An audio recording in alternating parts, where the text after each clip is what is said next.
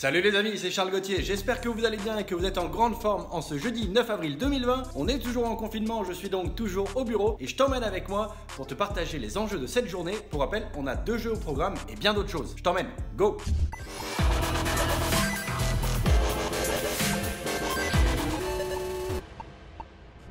Les amis, vous l'aurez compris, cette semaine elle est encore une fois intense. Déjà les semaines passées on s'était lancé sur pas mal de concepts.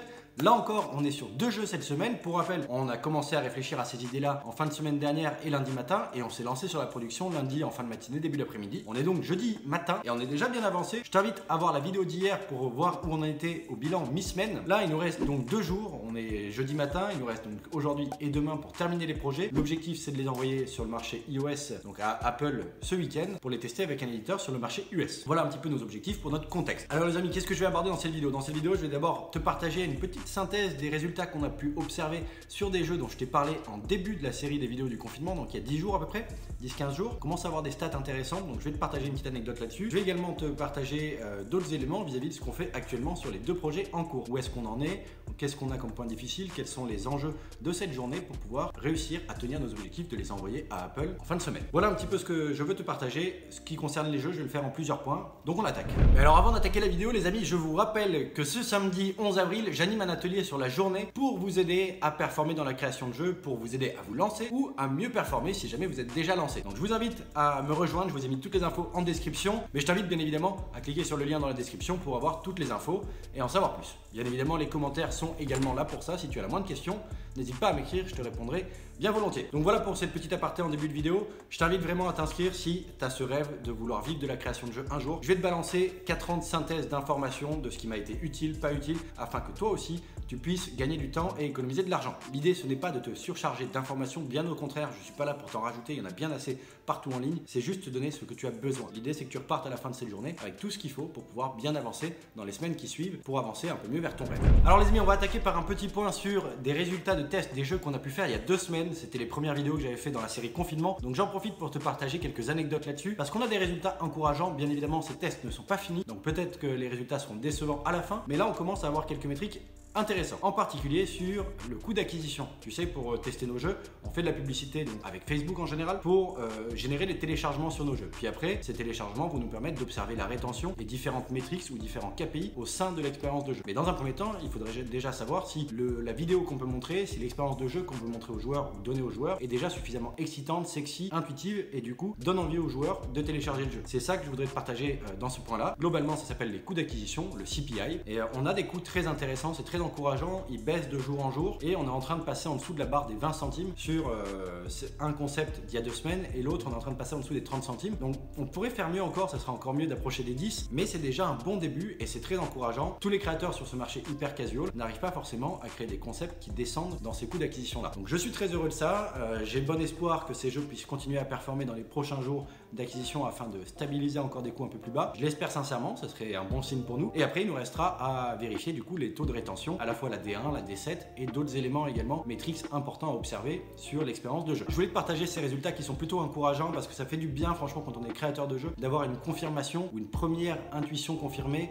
du marché, et ça fait du bien. Je t'invite vraiment à le faire. Faut pas avoir peur de tester son jeu sur le marché, c'est une grande source de confiance et de clarté pour l'objectif qu'on veut donner au projet pour la suite. Les amis, on se retrouve à mon bureau pour que je puisse vous partager quelques anecdotes sur les 2 jeux en cours. Tu l'auras compris, on est encore une fois sur 2 jeux cette semaine, si tu ne l'avais pas vu les vidéos précédentes, je te mets une petite fiche ici que tu puisses aller les voir. L'idée c'est de terminer au mieux ces projets pour pouvoir les tester et les lancer ce week-end sur le marché US, de la même manière qu'on a pu le faire avec les projets des semaines précédentes. Donc on est en bonne voie, ça se passe plutôt bien, on a quand même un peu de réglage à faire sur les gameplays pour avoir une expérience encore un peu plus fun, plus smooth, plus agréable, et on va avoir pas mal de polishing à faire. Donc on va commencer ce travail là aujourd'hui et on va le terminer évidemment demain. Mais aujourd'hui ça va être rush et focus à fond sur les features gameplay. On a déjà la majorité des features en place. Maintenant il y a des petites features secondaires qui viennent amener de la profondeur au gameplay qu'on essaie d'avoir, que ce soit autour de la boucle principale ou autour de features supplémentaires telles que des endgame, des éléments de fin de partie qui viennent amener de la profondeur dans le gameplay également et un côté jouissif pour le joueur. Et puis un côté un petit peu aléatoire dans les scoring ou dans les combos, ces choses là. Ça a tendance à avoir un impact assez intéressant sur la rétention. Donc on réfléchit aussi à ces features là qui restent dans un cadre gameplay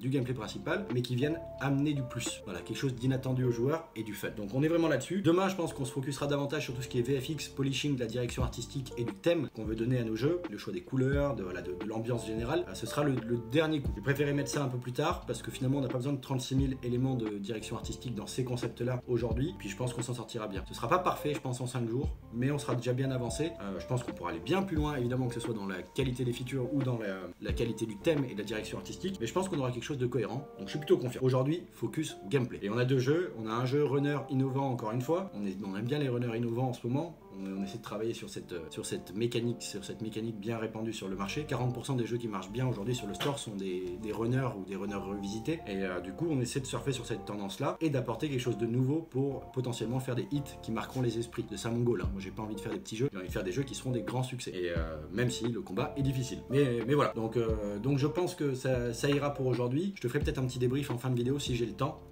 En fonction des résultats de la journée. Mais c'est très encourageant en ce moment, donc je suis très content de ça et on devrait bien s'en sortir. Voilà, affaire à suivre. Je t'invite à suivre la vidéo de demain. On approchera vraiment de la fin de la semaine, donc j'aurai beaucoup plus d'infos à te dire sur est-ce qu'on est capable de l'envoyer ce week-end ou pas. Hier, je t'avais dit dans la vidéo que j'aurais pas le temps de te tourner un petit passage sur mon point avec l'éditeur, avec Vaudou en question pour les 2 projets de la semaine. Globalement, tout s'est bien passé. Les projets sont intéressants, ça leur plaît bien. Évidemment, il va falloir qu'on les polish un petit peu plus pour pouvoir maximiser nos chances d'avoir des coûts d'acquisition bas et d'avoir une expérience sexy lors de l'acquise. Mais en tout cas, ils sont convaincus par les idées qu'on a pu avoir et trouvent que c'est pertinent, intéressant, que c'est dans les tendances, que les choix de mix and twist de différentes mécaniques de gameplay sont innovants et font du sens. C'est-à-dire qu'ils ont l'air d'être pouvoir mass market sur le papier et donc on n'a plus qu'à bien exécuter maintenant et de tester pour voir si nos hypothèses de base sont bonnes. Donc voilà, je suis ravi de ça, je voulais te partager aussi ça. C'est toujours très agréable d'avancer dans un projet en sachant qu'on a le regard de quelqu'un qui a de l'expérience, qui a de la data, qui trouve ça intéressant et qui acceptera de le tester. Donc ça minimise nos risques. On peut faire financer les phases d'acquisition par un partenaire, on peut développer de belles relations aussi. Bref, il y a plein de choses très intéressantes là-dedans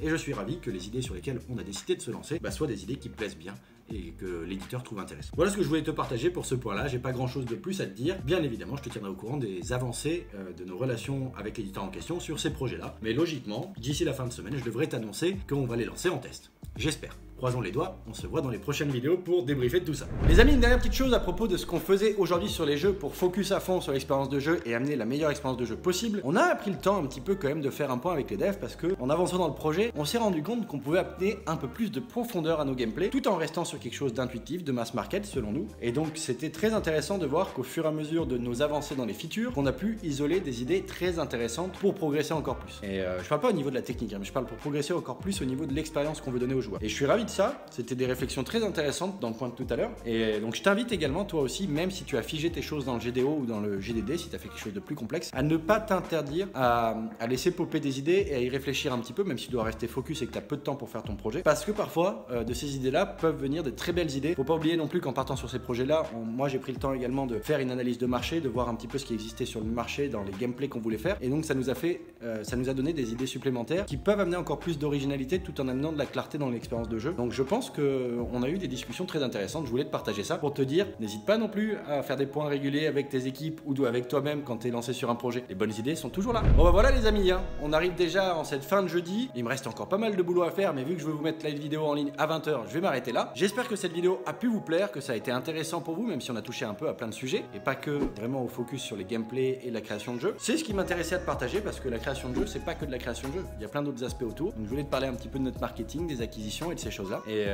voilà, j'espère que ça a pu t'intéresser. Si c'est le cas, fais-le moi savoir en mettant un gros pouce en l'air. N'hésite pas non plus à partager cette vidéo à tes amis qui pourraient être intéressés par cette chaîne ou par cette vidéo en particulier. Et puis n'oublie pas de t'abonner si c'est pas encore fait. Je vous remercie de m'avoir écouté, de m'avoir suivi jusqu'ici. C'était Charles Gauthier, fondateur de Hurtbox Games, en direct des locaux à Cannes.